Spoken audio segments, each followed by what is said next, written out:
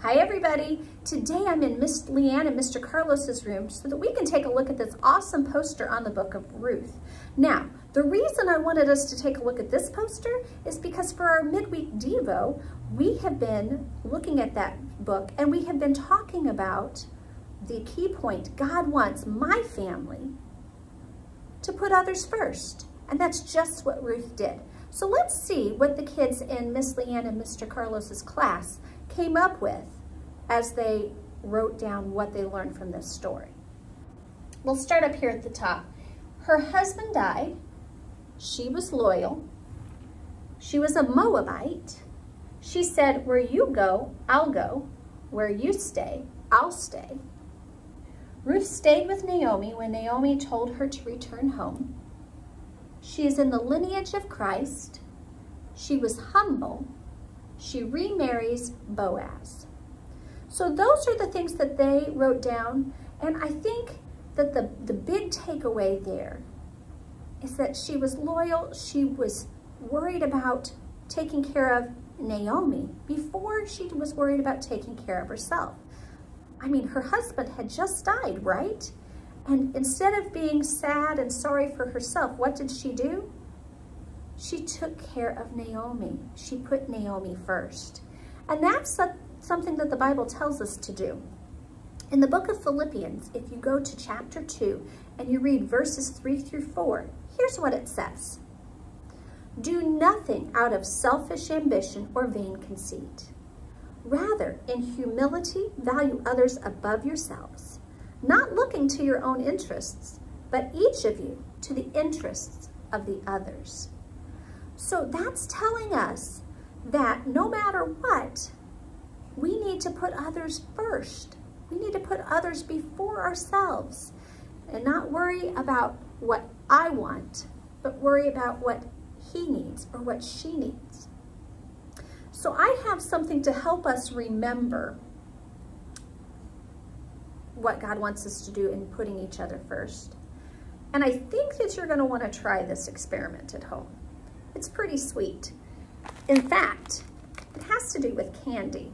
Now I've got this share size bag of Skittles, but I only really need 2 pieces of candy. It doesn't have to be Skittles. It can be M&Ms, it can be chocolate chips, whatever you've got on hand, but they need to be sweet. Don't get the sour ones because that won't work the same. 2 little pieces of candy. And you also need a piece of ice. Okay, so here's what you're going to do. You're going to take your first piece of candy. I have a yellow Skittle. And you're going to put it on your tongue for about 5 seconds. And as you do, you're going to just taste. What do you taste? Okay, you ready?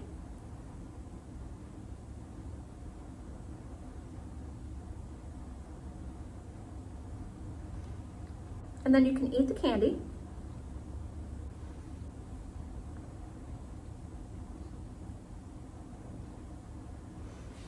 So that was very sweet. It was lemon flavored. I love lemon, so that was great. I really enjoyed it. But before I have my second candy, here's what I'm gonna do. I'm gonna stick out my tongue. That's right, I'm gonna stick out my tongue. And if you do this experiment, you're gonna stick out your tongue too. It's okay because it's an experiment, but don't go sticking your tongue out to all of your friends all the time, right? Okay, so when I have my tongue stuck out, I'm going to take that piece of ice and I'm gonna hold it on that spot on my tongue, that same spot without moving it around for as long as I can. It's gonna get really cold, but we can do it. Now, the other thing is, it might drip on you because it's ice, right? And it's gonna turn to water when it hits that heat of your tongue, and that's okay. Just be prepared that you might get a little wet. So I'm gonna get my piece of ice, and I'm gonna get ready by sticking out my tongue.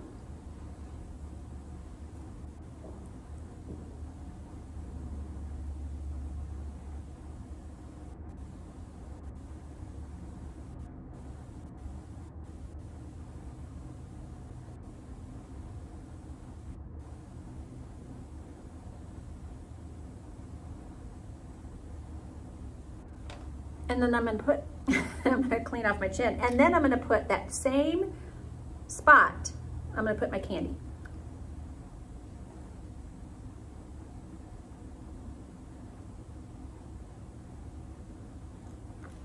Okay, chew it up. Was there a difference? Yes, there was an incredible difference. The first time I could taste that sweet lemony Skittle, but the second time, oh my goodness, I didn't taste anything at all. Why? Well, that ice, it numbed my tongue. And here's what happens when I put myself first. I'm numb to the needs of those around me. And I don't get to enjoy the sweet feeling of helping others. It numbs my heart when I put myself first. And that's not God's plan for me. God's plan is that I put others first. So how can I put others first? What's something I can do? Well, let me give you a really simple example. Maybe there are 3 of you at your house playing. Maybe it's you and 2 friends. And you guys are playing on your Xbox or your Switch, whatever kind of game system. But there are only 2 controllers. Now, typically, what do we want to do? We want to have our turn. We want to say, but I want to turn, I want to turn, I want to turn. And it's hard. But if you're putting others first, what are you going to do? That's right. You're going to let your 2 friends play and you're going to watch. Now, does that mean you won't ever get a turn? No. But you're going to care enough about them to let them go first. Here's another example. Maybe there is just 1 popsicle left and you really want it. It's a hot day outside. It's your favorite flavor.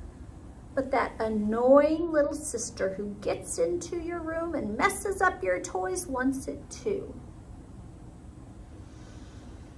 Ooh, it's really hard to put others first when sometimes they're annoying, like a little sister. What are you gonna do? Well, you've got a choice, right? You can choose to say me, me, me, me, and eat that popsicle. But we know that numbs our heart. What would God want us to do? He'd want us to put our little sister first, right? And let her have that popsicle. It can be a challenge to put others first, especially when it's something that we really, really want. But instead of focusing on what we want, we need to look at the needs of others. God wants my family to put others first. And that's our challenge this week. All right, let's see how we do. I'm gonna work hard on it this week. I hope you will too. Bye, guys.